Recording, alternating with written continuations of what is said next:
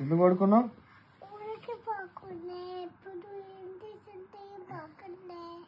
నువ్వు ఒకదానివే పడుకున్నావా? ఇంకెవరన్నా పడుకుంటారా స్కూల్లో?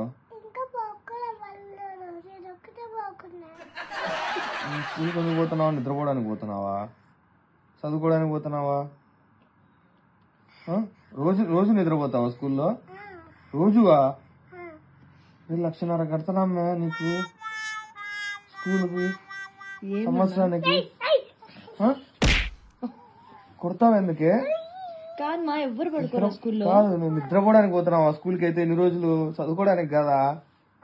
కాదన్నా ఎవ్వరు పడుకోరా స్కూల్లో? నువ్వు ఒక్కదానివే పడుకుంటున్నావా? ఎందుకు నాన్న?